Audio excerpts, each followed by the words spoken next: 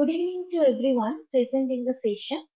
I am Dr. Madhukrishna Priyadarshini, Faculty Advisor of Omega Science and Spirituality Club of NIT Tiruchirappalli. Share my immense pleasure to provide an introduction for today's event. Today we are truly blessed to have with us Acharya Prashant, who has graciously agreed for an interaction with NIT Trichy students and faculty. He has been kind enough to accept our invitation for the second time. We thank him for that. Thank you, sir. Acharya Prashant is a powerful voice of socio-spiritual awakening in today's world. He is an acclaimed Vedanta teacher and author of over 150 books, including multiple national best-selling titles like Karma and Vedanta. An alumnus of IIT Delhi, IIM Ahmedabad, and a former civil services officer, he is an exponent of pure Vedantic wisdom, a vocal warrior against superstition and inner weaknesses, a promulgator of pure spiritual veganism, a proponent of women's liberation, and an expounder of essential human freedom. With over 55 million followers across social media, Acharya Prashant is by far the highest followed wisdom teacher in the world. I now pass on the session to members of Prashant Advait Foundation and NIT Trichy to take the interaction forward. Over to you. Thank you, Madhukrishna ji, for the introduction. So, with your permission, we may start with the student questions. Sure. Question for today is from Nitish. Nitish, you may go ahead and ask your question. Pranam Acharya ji. Welcome, Nitish. Yeah. So Acharya ji, I'm Nitish Kumar from final year chemical department, and I have been interacting last time also with you. So my question this time is how to become mentally and emotionally stronger in college life, and how to protect myself from bad content, and how to know it's actually bad for me. Strength is not something that you have to actively cultivate. Your question is positing, assuming something. You are assuming that weakness is innate and strength has to be imported or cultivated or learnt. You don't have to cultivate strength. You have to decultivate weakness. You don't have to learn strength. You have to unlearn weakness. Please remember, strength is nature itself, your very swabhav. The purity of your being itself is strength. And that strength is not a showy thing. That strength is not a comparative thing. That strength is not about the capacity that you have to fulfill your desires. That strength is a particular ease, sahajata. That strength is something that, as we said, is not showy. It will not be visible until and unless a challenge throws itself upon you. It is something that you carry smoothly within yourself. It remains there, but manifests only when there is a need or a challenge. It sits lightly within. All that is hunky-dory. The problem is that this natural, smooth, easy strength within us is shrouded by covered by a lot of what we have learnt or imbibed or imported from here and there. So kindly adjust your model, rather append it. The model that you have says you are weak and you have to become strong. That's the model most of us carry. I am weak, I must become strong. Is that not often the desire expresses itself? I am weak, I must. So first thing is to correct the fundamentals. You are strong, and for some very special reason, you have covered yourself with weakness. So uncover yourself. Unlearn weakness. Append the model. You are strong already. You don't have to learn strength from anywhere. Right? First thing, I am already strong. And then the mysterious question is, from where did weakness come? Yeah. And that's the question to go into.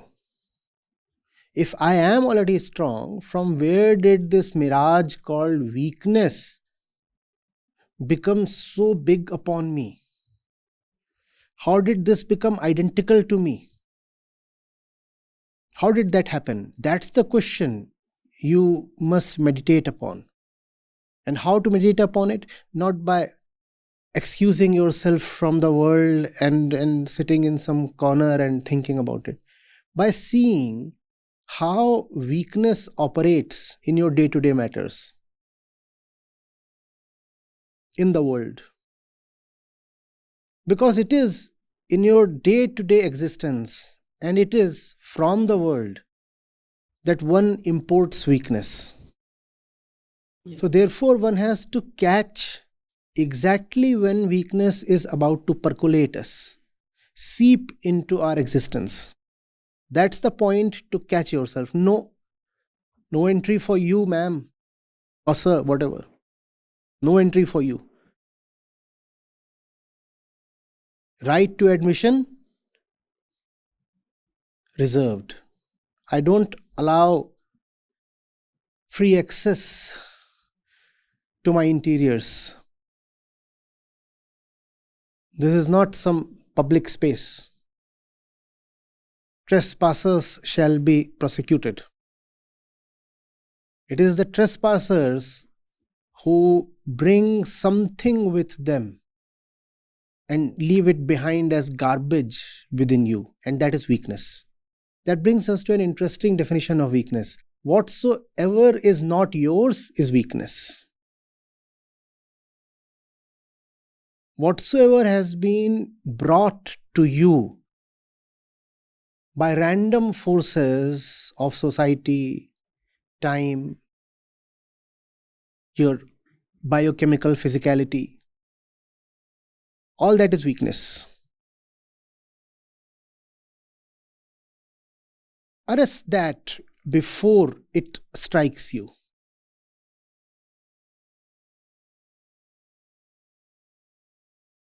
See how they make you believe in their lies. Don't be so gullible. And you are mastering in chemical engineering. It should be easier for you to see how they turn your entire existence into chemistry. They know what you are reactive towards. And that particular chemical reagent is selectively brought to you so that you can react as per their convenience, their interests, and become a slave. Because they don't have any individuality, any freedom of their own. So they despise those who are free or who are even relatively freer. Are you getting it? You cannot live without such and such thing. Don't you see weakness is being introduced into yourself? This is weakness. And you are made to learn this. I'm saying unlearn. You are successful only if you have these particular things in your life. Nobody will say this is a statement of weakness, but it is. And you are made to buy into all this. And you do. Because you don't examine what is entering you. Especially if those who are bringing these things to you happen to be your so-called well-wishers, friends, family, or knowledgeable people. Then you think if something is coming from them, it surely is for your good. Not necessarily. More often than not, things that come to you from all these easy and all pervasive sources around you are toxic. Goodness in a human being is not something very readily found, sadly. It's a rarity. Therefore, if you want to use someone for the purpose of learning, then you have to be very careful.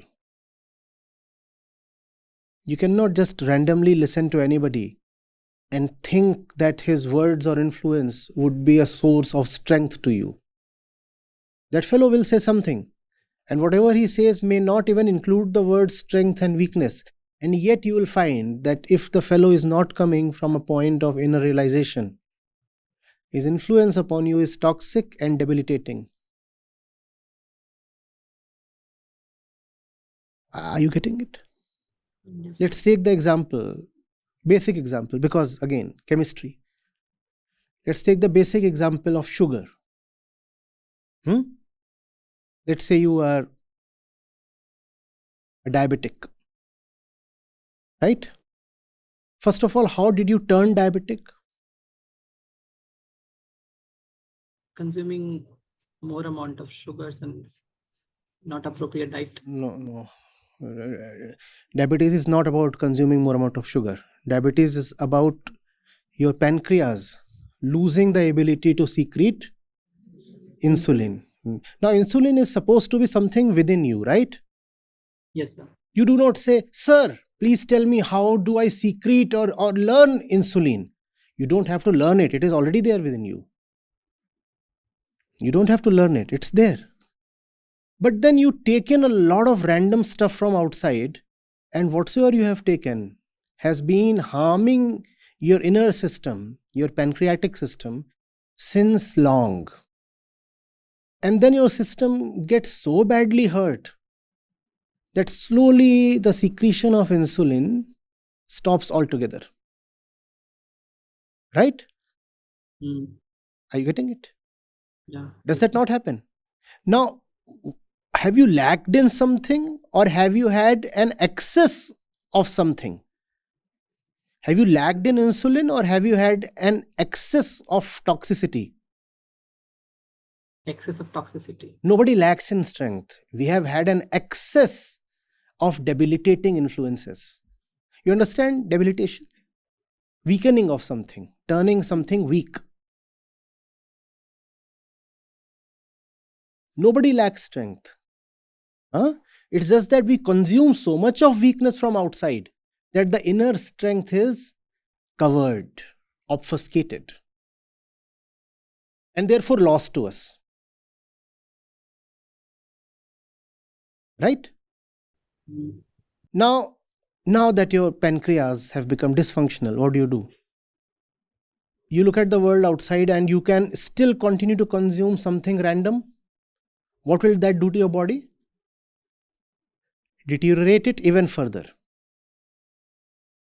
You can lay your hands on something random that is available as edible stuff, and there's a 99% probability it will only worsen your condition, right? But there does exist something outside of you that will improve your condition. What's that called? That's called medicine. Or that could be a dose of external insulin. But what is the probability that just randomly you will consume external insulin? Not even 1%, right? You consume anything that is either sugar or it will turn into sugar in your body. You say, I don't like sugary stuff. What do you like? I like things rather salty. So you go and have a pizza. The pizza turns into sugar within the body. You think the pizza is not sugary? It is. Goes in and turns into sugar. You take anything, you are de facto taking in sugar. What is the probability that you will take an insulin? Very little. But is insulin not available at all in the universe? It is, but it's rare. You'll have to be extremely selective, extremely choosy. And that's what I said about the learned man. He is available, but is rare. Others are either directly toxic, like sugar, or indirectly toxic, like pizza. So the first thing is that you should not let it come to the stage where your inner strength is lost to you. But if, unfortunately, you have come to that point, then you have to look at the world very selectively, which means you have to do two things. One, you have to stop unlimited access to those who have been entering you so far. They are the ones who get in and become your weakness. And secondly, because it may not suffice to just stop the intake of sugar. Anybody who is diabetic or knows somebody diabetic? Till some point it is sufficient that you cut down on your sugar. Beyond that, it does not suffice. After that, you have to take in insulin or some other medicine. So the first thing obviously is neti, which is that you must stop the toxicity from entering you. But that may not suffice. And then you have to, with dedication, search for sources that get inside you and cut down the pre-existing, pre-accumulated sugar. Sugar, which is, in our example, sugar stands for weakness.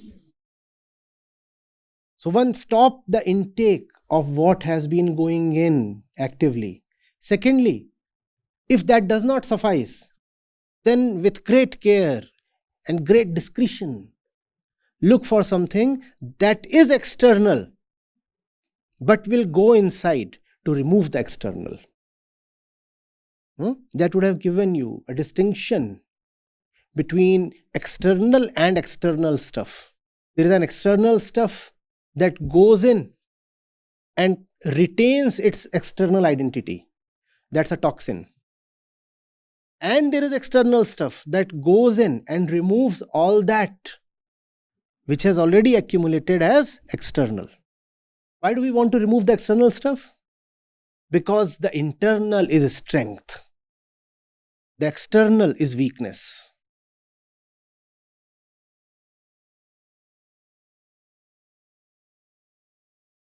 It does not occur to us that way. We are not weak. We have been made to feel weak. Every bit of weakness that you feel or identify with is not yours at all. Those who have known,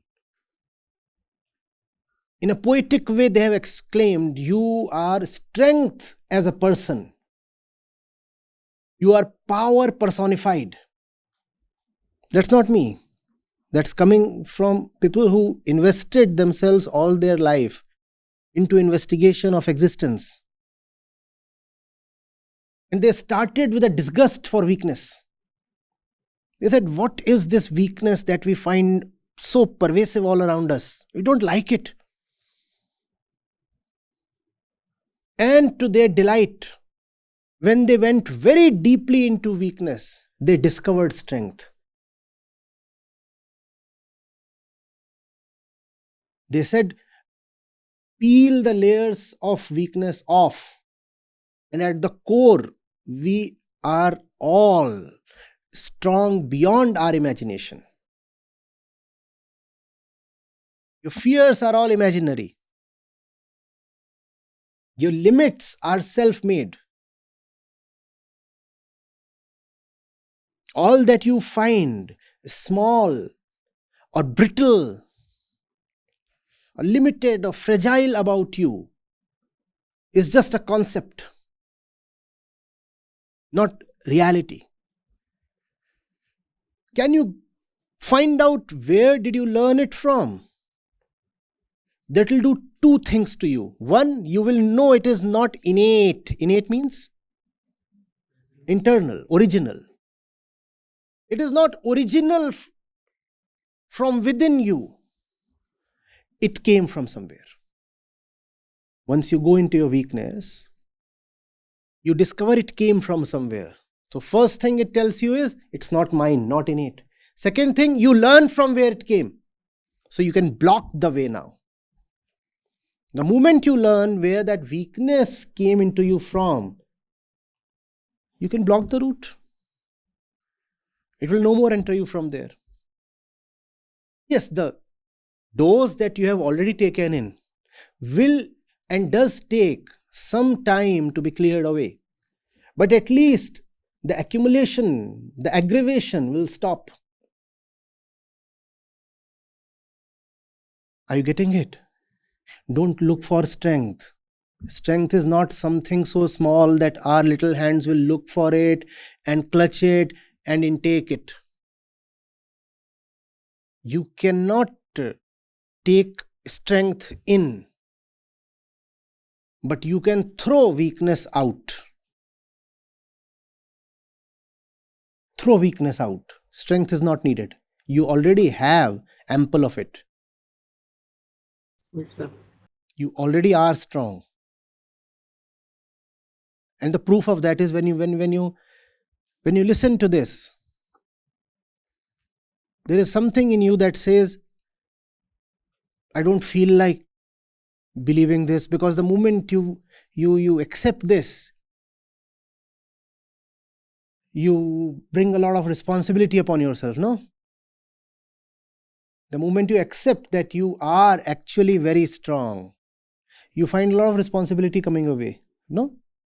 Who gives responsibilities to a weakling? If you are strong, what do you find coming your way? Loads and loads of responsibility. So you don't want to accept that you are strong, but still something that is beautiful, original, and already strong within you silently murmurs, yes, this is not wrong. This cannot be wrong. I am strong. I am strong. Discard people or situations or sources who, as tricksters, inject weakness into you. Often weakness is injected into you in the name of care or love. Don't let that happen.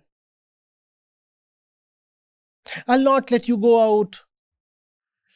It's already 8 p.m., you know, dead of the night. The roads are infested with wolves and jackals. I'll not let you go out. I love you so much. Kick this person the hardest way at his softest place. He's not a well-wisher, I tell you. Not a well-wisher. He's loading you with a sense of weakness. Care is an entirely different thing.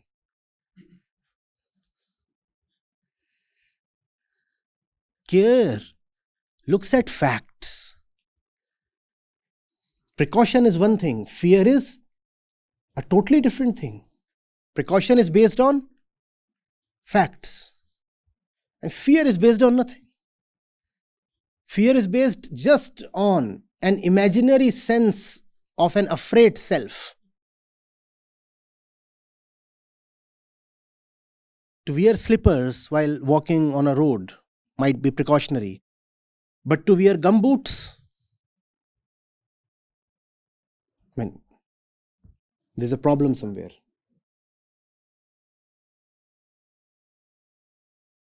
Are you getting it? Yes, sir. You are not worth loving if you don't get a fat enough package. You're in your 4th year, right? Yes, sir. Learn to raise not your voice, but your legs, so that you can kick people hard. That must be the environment in the campus these days, no?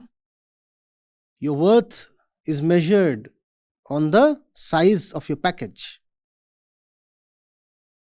Or the university you get a call from. All this is fear. We don't use the word fear for all these things, but this is fear, and fear is weakness. You have a friend, and he starts overflowing with joy. The moment he finds that you got a package of whatever is a package considered fat enough, and he goes bonkers. You'll say, this is what a great friend is like. See how he is celebrating my success. I got a great job, and great means lots of money. I got a great job, and see how celebratory he is. This man is injecting weakness in you. What he's telling is that I'm celebrating you because you have a job. And a job is an external thing. Tomorrow you might not have that job. And then you will feel small and weak. Anybody who celebrates you or loves you conditionally is actually celebrating and loving the conditions, not you. And conditions, as we know, are all fickle. Bubbles they are. Disappear in no time. And then you will be very, very anxious about protecting those bubbles, and that's weakness. Think of a person whose self-worth is contained in a bubble. How anxiously he would be living. Think of something as weak as a bubble. If your self-worth is tied to a bubble, can you ever feel strong? But if there is someone who is envious of your fat package, you will immediately declare, an enemy there. Enemy spotted there. The enemy is not only the one who detests your success. Your enemy is also the one who celebrates your success. Because he is celebrating your success, not you. His success is conditional. Now this would sound counterintuitive. Let this sink in, take time. The fellow is saying, you were not worth celebrating had you not had this job. Somebody who is celebrating your beauty, your physicality, or whatever, he would not celebrate you if you lose your beauty or your manliness or whatever. The result, you will be turned anxious about preserving something that by definition cannot be preserved for long. Who can be beautiful for long? By beautiful I mean attractive in a physical way, in the sense we are using here. But the fellow comes and says, so beautiful, and you feel delighted. No, it's not a thing of delight. It's a thing of concern. Tomorrow I'll not be equally beautiful. By way of my face, by way of the body. And then, those same eyes will not look at me or turn elsewhere. and then I'll be depressed. This is weakness. Weakness is always a foreign element, an import, something that comes to you via others. And it rarely comes to you as weakness itself. It comes to you as something worth celebrating.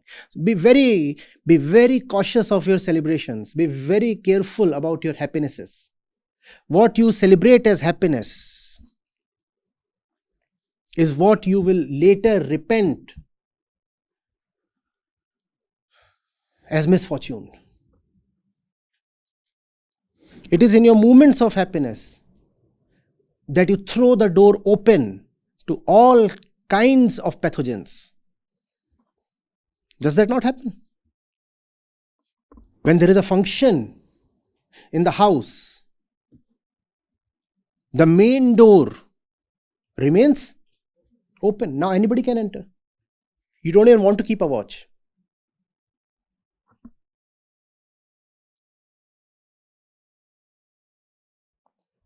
And also in moments of deep grief, the main door is kept open.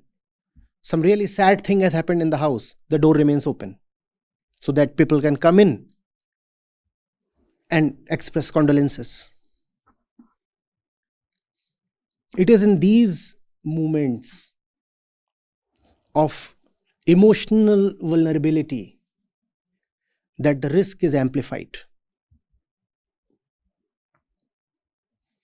Some nonsense will enter you in some name. Obviously, nonsense never declares itself to be nonsense. It will take some sweet name to gain access.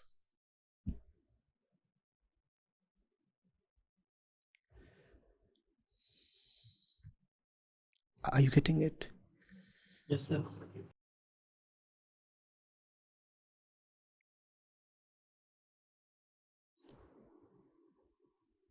Dependency, attachment. Are they not weakness? See what keeps a person from doing the right thing in life, and you will find these things. He has dependents, or he is a dependent. Either he has dependents, or he himself is dependent, or he is attached to something. There is so much of open evil all around us, is there not? And yet you find so few people showing up to take a stand. Why? Because they are afraid. Why? Because they either have dependents or they are dependent. Or because they are attached. If I show up, some harm may come to those I am attached to. Or if I display courage and resist the evil, then my pelf and privileges might be compromised. Privilege never declared itself to be a weakness, did it? Comforts never entered your life openly admitting that we will become your weakness, did they? But see, in the moments when you will need to summon strength, you will find all these things: comforts, attachments, dependencies. They have blocked your way. You will be standing aghast. I thought I was strong, but this moment when the strength needs to roar aloud, it's been muffled. The roar has been suffocated by the things that I made so dear to myself.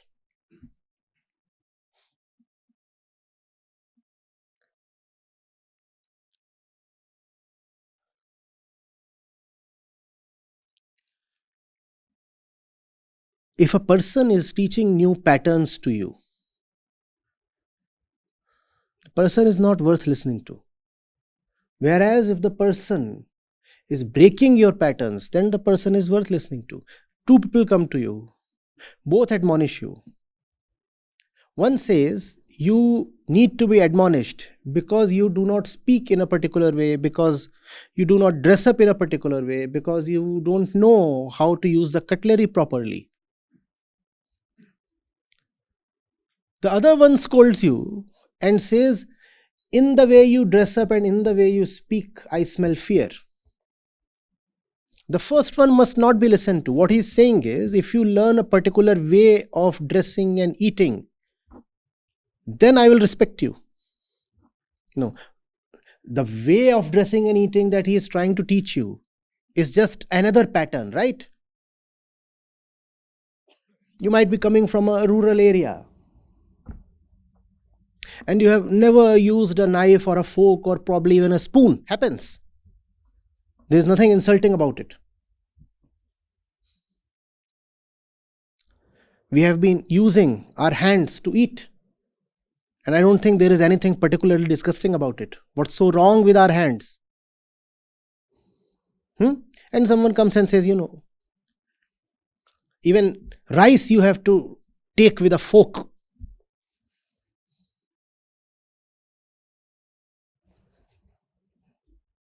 Problem. There is a problem. Your psyche has just been loaded with a complex. Its simplicity has been taken away.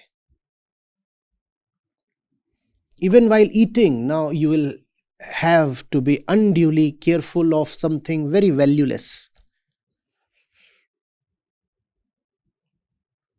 Do not listen. This person is not teaching you. He is just loading you with a particular concept of his choice. Mankind has not always eaten in one particular great, final and appropriate way. Different cultures, different times, different ways of eating. You sit on the floor and eat. There are places where you stand and eat. Even tables and chairs have varied. Someone says, no. Unless you do all these things, your life is not worth living.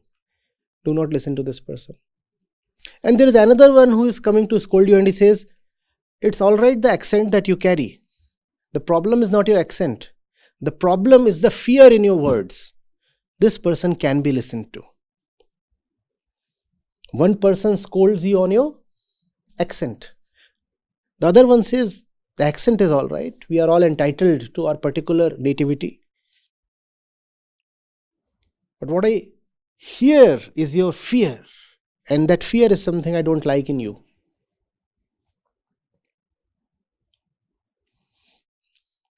Even your accent probably comes from your fear. And that's why I don't like your accent.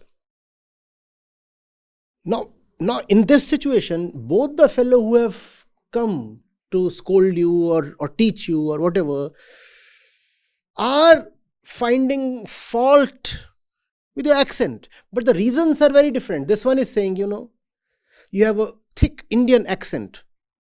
You must anglicize it. I like the Irish one. Now, this is one thing to say. The other one says, you are wearing this accent only because you are afraid, and therefore I don't like your accent. Now, this is a totally different approach, is it not? The first approach will instill fear in you. The second approach makes you fearless. The second approach says, I understand that one has to be careful with accent to the point that you are legible to the other. If I speak in an accent that you cannot even comprehend, then there is a problem with communication. So to that extent, I'll take care of my accent. But beyond that, it's my content that matters, not my accent. Now, this is another approach altogether. You have to be very careful of what you are lending your ears to. See whether that thing is more of fear or freedom from fear? More often than not, it will be more of fear.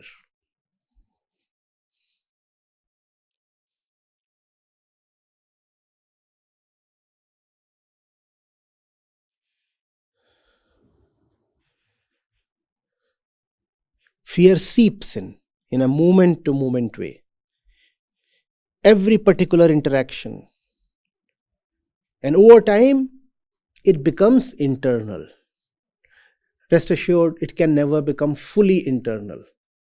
Fully internal is strength itself.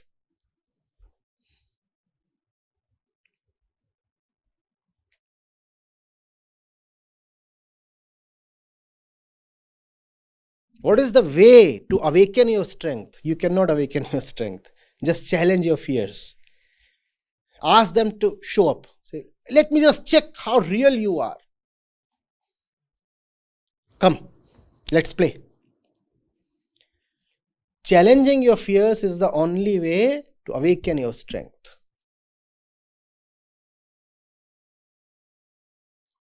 Our build is such that we need a bit of competition. All right. Run from here till the end of the road. Let's say that's some 300 meters. Just run. No, don't start running. And we'll keep the time. You took some time, right? 300 meters, you ran. Let's say you took some 60 seconds, 1 minute. That's most likely the time you will take. More than that, maybe 80 seconds, 100 seconds. Next, we say, fine. Take this timer, wear it, and run. For sure, the time will reduce. If you took 80 seconds, now you will take 65 or 70. And then I say, here, you have a competitor. The two of you will run. Let's see who wins. Now the time will reduce by another 5 seconds. That's the way to awaken your potential. Have a challenger. Run without keeping time, you will take a certain time. Run with a timer, the time will reduce. Run with a challenger, the time will be reduced even further. Provided the challenger is capable enough. If you run with a kid, the example won't hold good.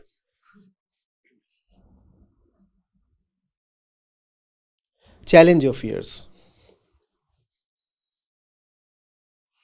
Even if your challenger beats you, you will find your time has improved. It's all right to be beaten by your fears than to never challenge them at all. Even if you get beaten by your fears, your timing will improve.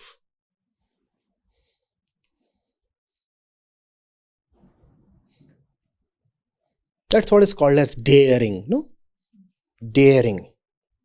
Come on. And when you'll do this kind of a heroic thing, then something will tremble within. Let it tremble. It's like inviting an established boxer. You know what's going to happen next. Still invite him. Come. Let's see.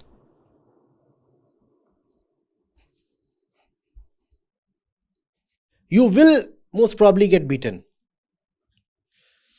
but you will improve. Remember, fears are external, strength is internal. The internal will always be more powerful than the external because the internal is internal.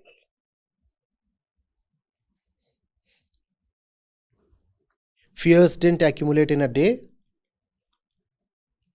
so you can't clean them up in a day. Start today. See what you are afraid of. Go and discover its source. The moment you will see or get a glimpse of the source those fears came to you from, you'll feel like challenging them. Because some kind of repugnance will arise. You'll say, external thing. How did it colonize me?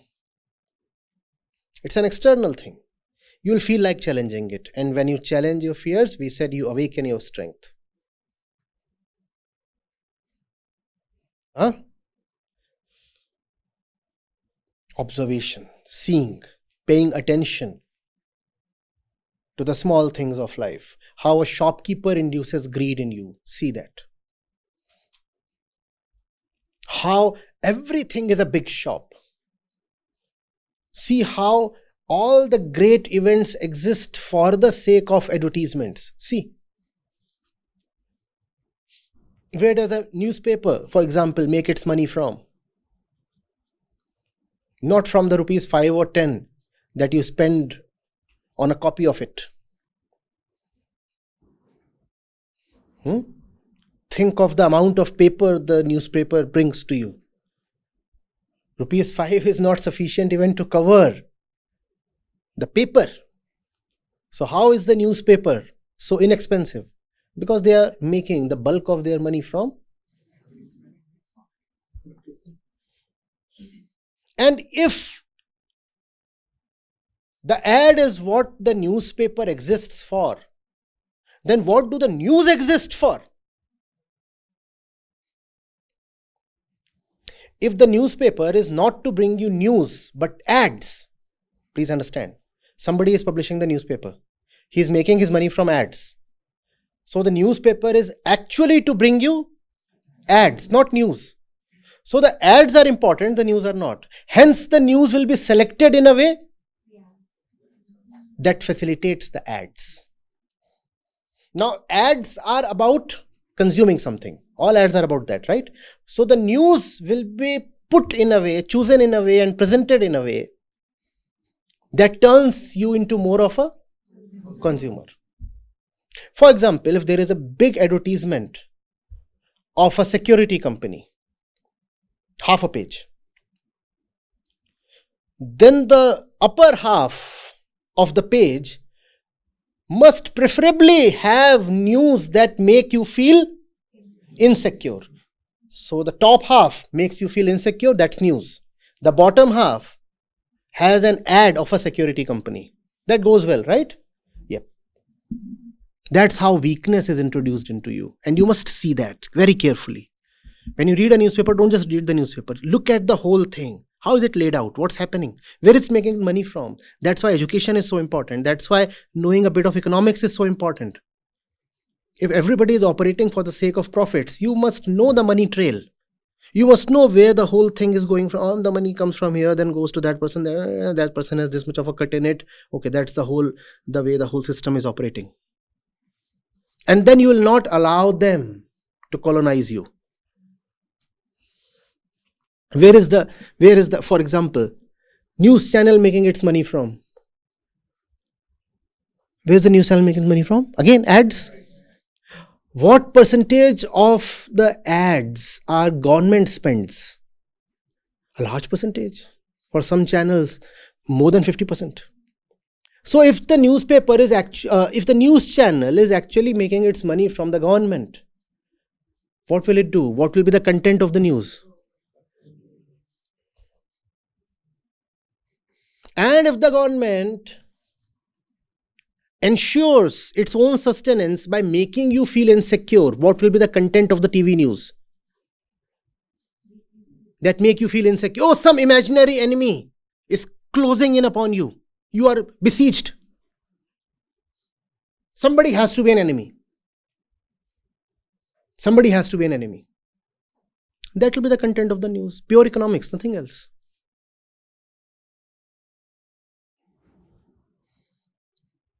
They ensure their sustenance by making you feel weak. But you don't see that. Instead, you say, how do I feel strong? But you are strong.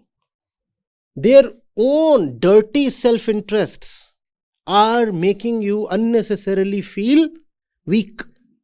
You are not weak.